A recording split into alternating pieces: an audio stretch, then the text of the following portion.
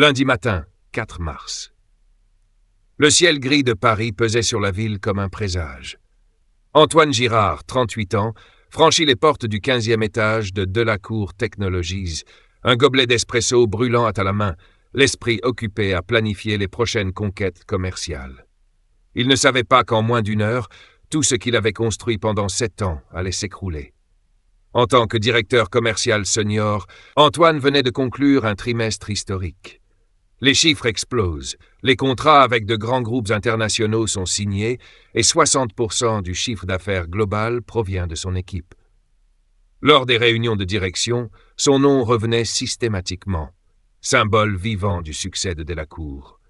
Et pourtant, dans une salle de réunion glaciale, face à son ordinateur encore ouvert sur le graphique des résultats trimestriels, Antoine entend Romain Lefebvre, le nouveau PDG fraîchement nommé, lui annoncer « Nous avons décidé de mettre fin à votre contrat, avec effet immédiat.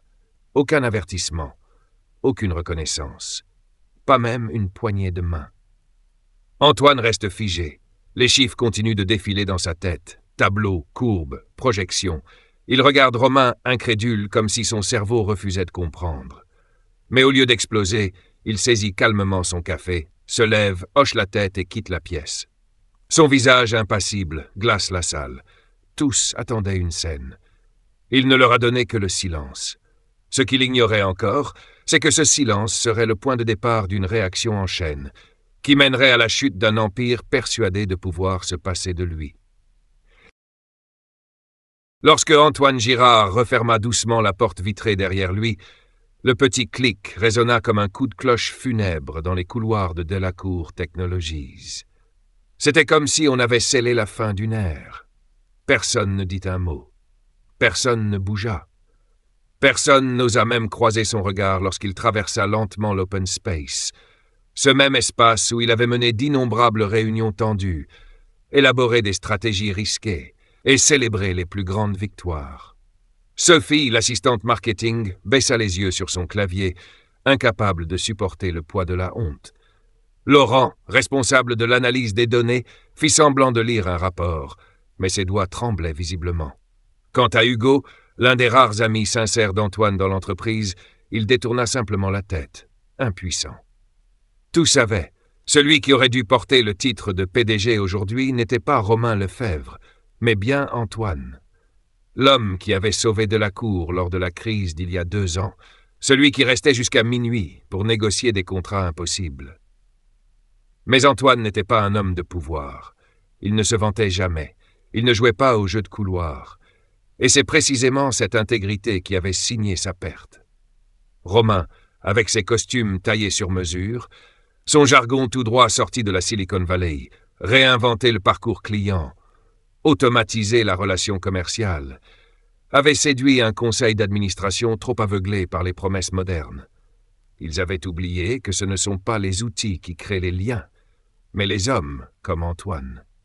Dès sa nomination, 3 mois plus tôt, Romain avait lancé les premières manœuvres. Antoine fut écarté des réunions clés. Des rencontres avec des clients fidèles furent organisées sans lui. Ses propres partenaires, ceux qu'il avait fidélisés au fil des années, étaient désormais confiés à des équipes inconnues, robotiques. Antoine n'a pas protesté. Il s'est tu. Non pas par faiblesse, mais par conviction. Faire son travail avec intégrité finirait par parler de lui-même. Il avait tort. Romain ne voulait pas la vérité. Il voulait une démonstration de pouvoir. Et pour prouver l'efficacité de son nouveau modèle, il fallait d'abord éliminer l'homme qui incarnait l'ancien, même s'il venait de signer le trimestre le plus rentable de l'histoire de Delacour. Le pot de départ d'Antoine fut organisé à la hâte, à peine quelques heures après l'annonce brutale. Un simple email envoyé par les ressources humaines à 10h03 du matin. Nous vous informons que M. Antoine Girard quittera Delacour Technologies à compter d'aujourd'hui. Nous vous invitons à assister à un pot de départ à 16h, salle de réunion, 5e étage. Aucune mention d'un mot de remerciement de la direction. Aucun rappel de ses résultats. Pas même un diplôme symbolique. Juste une réunion maladroite au milieu d'un après-midi gris, comme pour tourner la page le plus vite possible. Lorsqu'Antoine entra dans la salle, la lumière était allumée, mais l'ambiance était glaciale. Une dizaine de personnes se tenaient là, silencieuses, figées, comme des statues dans un musée de l'embarras. Sophie lui tendit une petite boîte de biscuits faits maison. « Je ne sais pas quoi dire », murmura-t-elle. Hugo, son collègue et ami le plus fidèle, posa la main sur son épaule longuement, sans un mot, mais avec des yeux humides. Laurent, au fond, hocha la tête avec gravité, comme s'il confirmait une injustice qu'il ne pouvait pas réparer. Tout au bout de la table se tenait Romain Lefebvre, impeccable dans son costume, affichant ce sourire diplomatique que l'on apprend dans les écoles de commerce. Il leva la main pour un geste de politesse, mais Antoine se contenta d'un bref hochement de tête. Ni mot, ni regard. Dans le cœur d'Antoine, il n'y avait pas de colère. Juste un calme glacial, comme celui d'un lac figé par les premières neiges. Pendant 7 ans, il avait tout donné.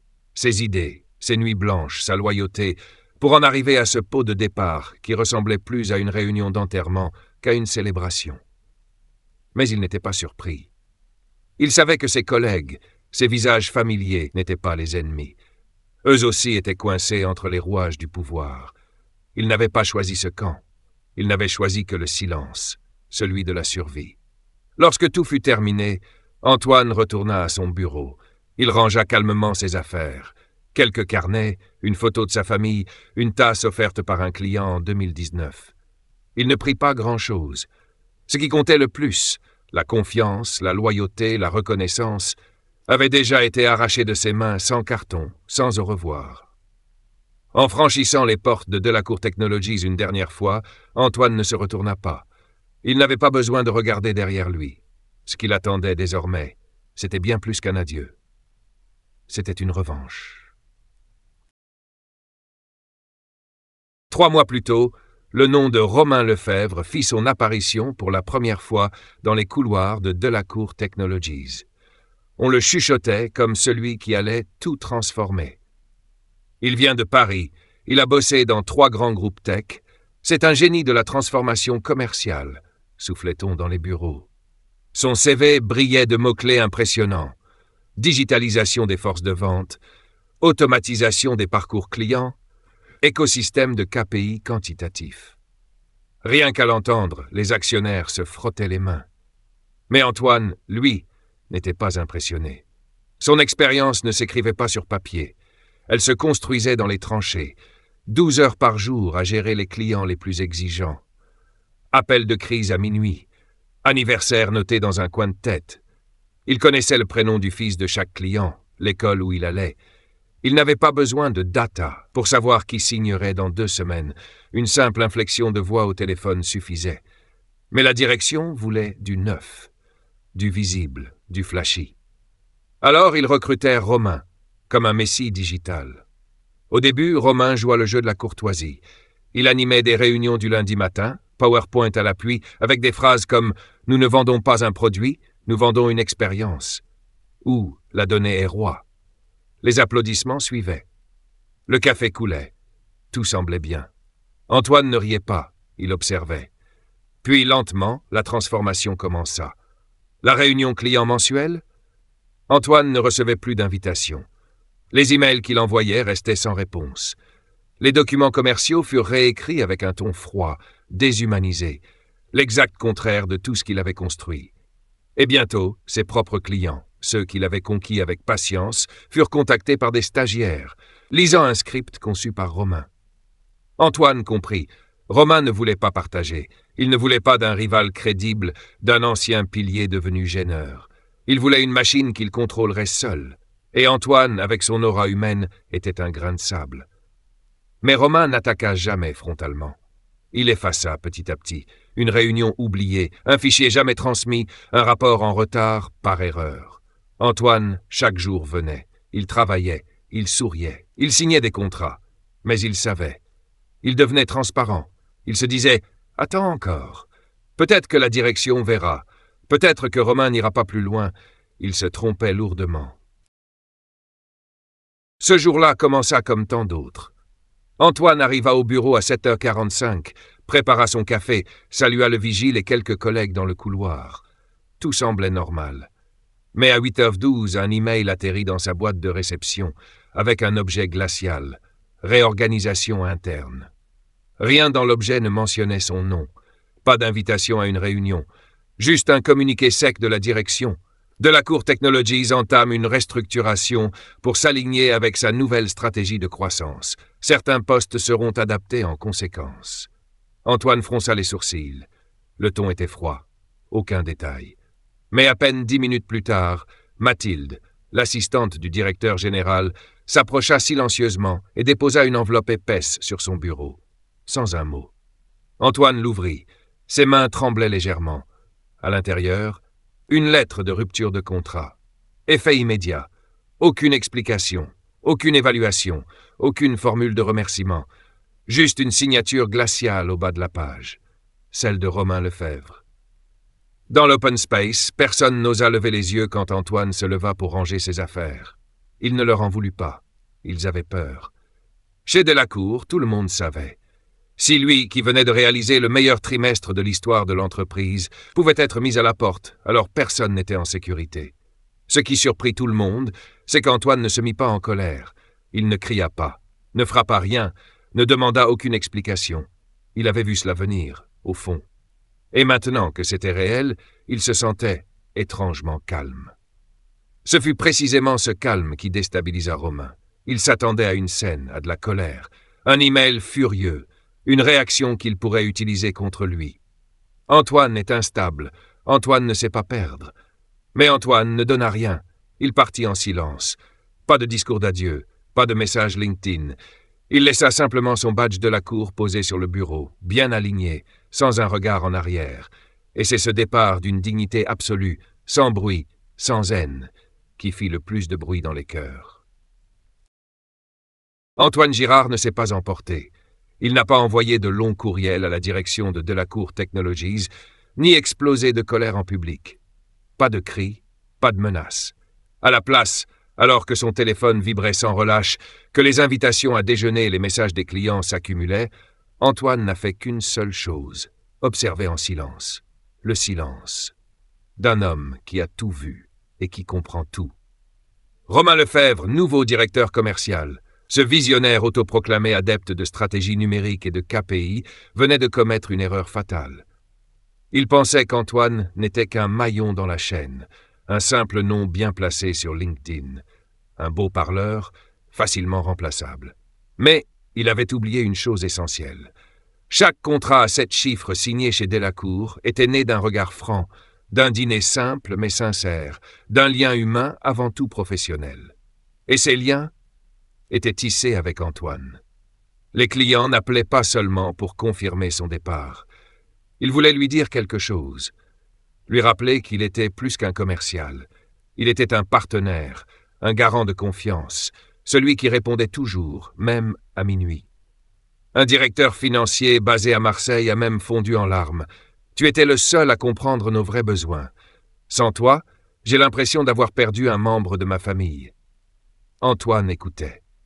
Et se souvenait, non pour se venger, mais pour comprendre ce que Romain n'avait jamais vu. Il n'avait pas simplement perdu un emploi.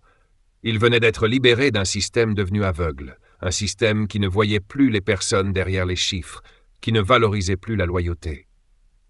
Peu à peu, il remarqua une chose étrange. Les anciens clients se mettaient à parler entre eux. Ils se demandaient mutuellement « Et toi, tu restes avec Delacour ?» Un murmure discret, presque invisible, mais puissant. Il partait, tranquillement, vers Antoine. Antoine Girard se tenait debout devant la baie vitrée de son appartement du 6e arrondissement de Paris. Le soleil d'hiver, pâle et glacé, filtrait à travers le verre, dessinant des ombres longues sur ses joues marquées par une nuit blanche. Il ne tentait plus de dissimuler sa fatigue. À quoi bon? Il n'avait plus rien à prouver. À personne. Il avait été coupé net de Delacour Technologies, brutalement, sans cérémonie, sans reconnaissance. Aucune lettre de remerciement. Aucun communiqué. Juste un courriel sec du service des ressources humaines, aussi impersonnel qu'une quittance EDF. Merci pour votre contribution. Nous vous souhaitons bonne continuation. Antoine lut ce message 3 fois, puis le supprima. Sans colère, sans amertume, sans larmes. Juste un constat glacial. Le lien entre lui et Delacour était définitivement rompu. D'autres à sa place auraient explosé. chercher à se venger, dénoncer l'entreprise, faire du bruit sur LinkedIn, contacter la presse économique. Mais Antoine n'était pas ce genre d'homme. Il ne se vengerait pas. Trop mesquin, trop facile. Mais il ne sauverait rien non plus. Le jour où Romain et le comité exécutif avaient choisi de l'écarter, ils avaient éliminé le seul fusible humain capable de leur dire « Attention, ça va craquer ». Et maintenant que les premières fissures apparaissaient, clients en fuite, deal annulé, réputation ternie, Antoine ne faisait que regarder le navire tanguer. Non pas par froideur, mais parce qu'il savait, au fond, il ne faisait plus partie de l'équipage. Il y avait des appels qu'Antoine ne décrochait plus. Des emails d'abord cordiaux, puis de plus en plus urgents, commençaient à s'empiler dans sa boîte de réception. « Nous avons besoin de votre avis sur le dossier Genève. » Un client clé exige que ce soit vous qui repreniez les discussions. Camille Duret, PDG, souhaiterait vous rencontrer. Antoine ne répondait pas. Il n'était pas parti du navire, il l'avait jeté par-dessus bord. S'il voulait sauver Delacour, qu'il trouve une autre bouée. Ce ne serait pas lui. Ce lundi matin-là, Antoine préparait son café lorsqu'un appel inconnu venant de Suisse fit vibrer son téléphone. Il hésita une seconde, puis répondit. Un pressentiment. « Bonjour Antoine, c'est Claire Moreau. Vous vous souvenez de moi? Ardentis Technologies. Réunion de Genève il y a 2 ans? Voix assurée. Sûre d'elle. Rappel d'un duel passé. Bien sûr qu'il s'en souvenait. Claire était sa rivale la plus redoutée. Mais aussi la seule à l'avoir un jour complimentée en public après une négociation tendue avec un client majeur. « Je ne vous appelle pas pour parler souvenirs, » poursuivit Claire. « J'ai une proposition.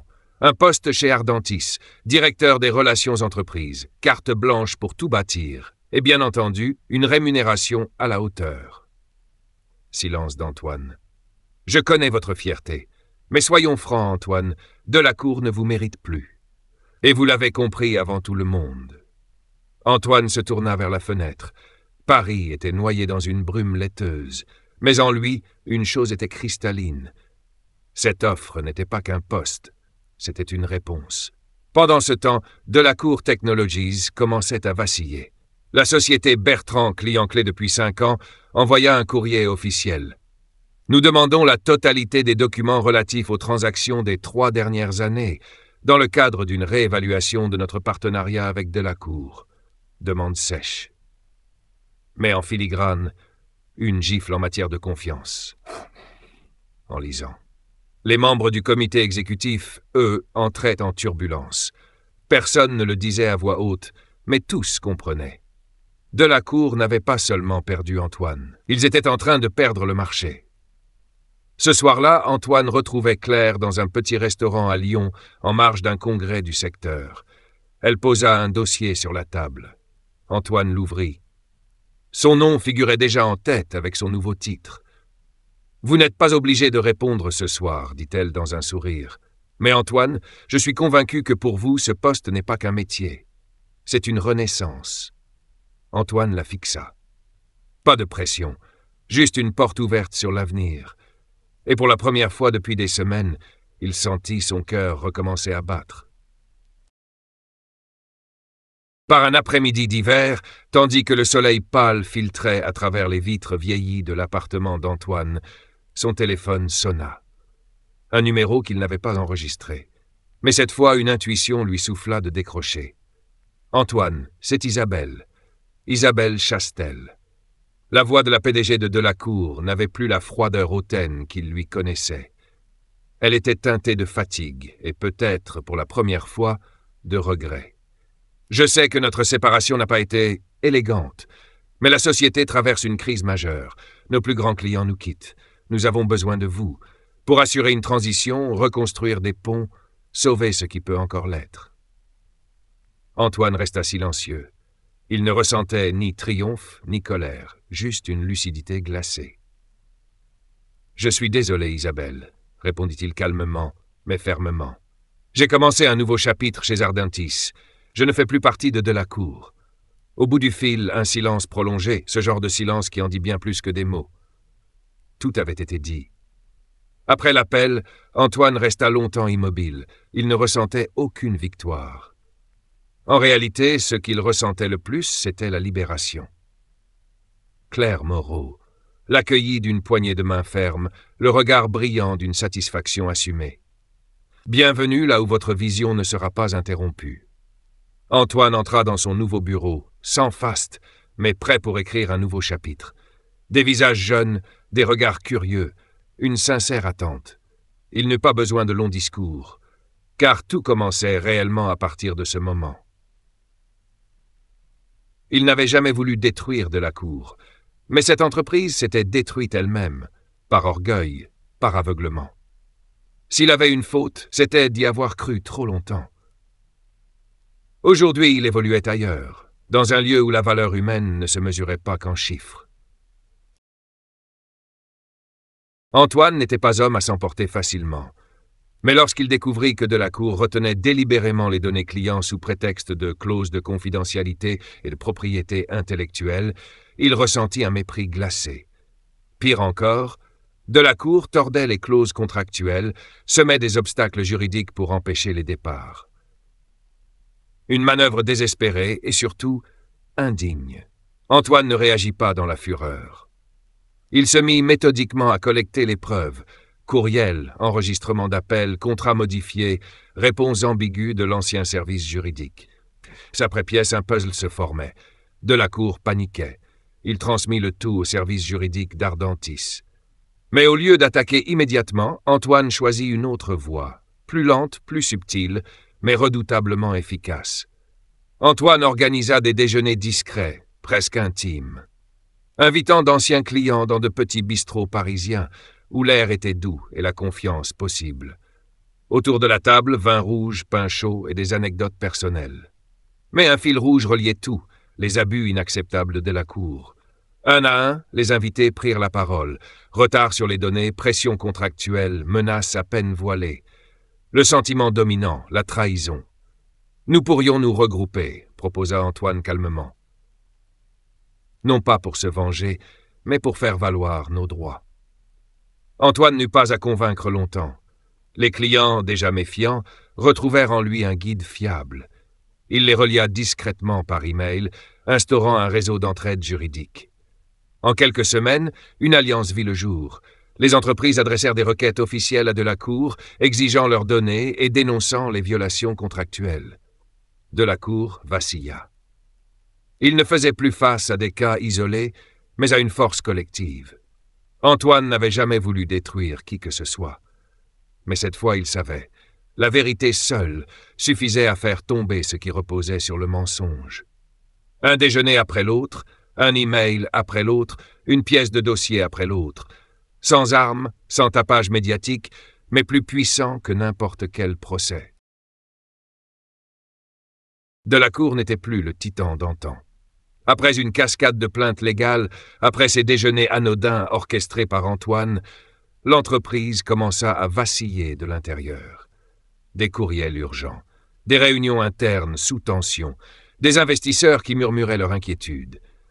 Lors d'un conseil extraordinaire, Romain fut contraint de démissionner. L'homme qui avait écarté Antoine avec arrogance quitta les lieux tête baissée, sans adieu. Quelques jours plus tard, Isabelle Chastel, PDG de Delacour, appela Antoine en personne. Plus de fierté, plus de ton directif. « Antoine, nous avons besoin de vous, en tant que vice-président exécutif. Plein pouvoir, un salaire supérieur à celui d'Ardentis, et nos excuses officielles. » Antoine l'écouta sans l'interrompre, puis répondit d'une voix douce comme s'il refusait un café. « Merci, mais j'ai trouvé ma place. » Delacour tenta de rebondir. Ils lancèrent un programme de migration client proactive avec des offres tapageuses, mais tout le monde y vit un appel au secours déguisé. En 3 mois, 15 des 18 plus gros clients passèrent chez Ardentis. L'action Delacour chuta de 47%. Le conseil fut remanié. La presse parla de la plus élégante implosion interne de l'histoire du B2B. Pendant ce temps, chez Ardentis, Antoine bâtit un département inédit, non pas de simples ventes, mais de relations stratégiques durables. Il redessina l'ensemble du parcours client. Communication personnalisée, équipe formée à l'écoute. Les clients se sentirent compris et valorisés. Le chiffre d'affaires grimpa de 38% en 6 mois.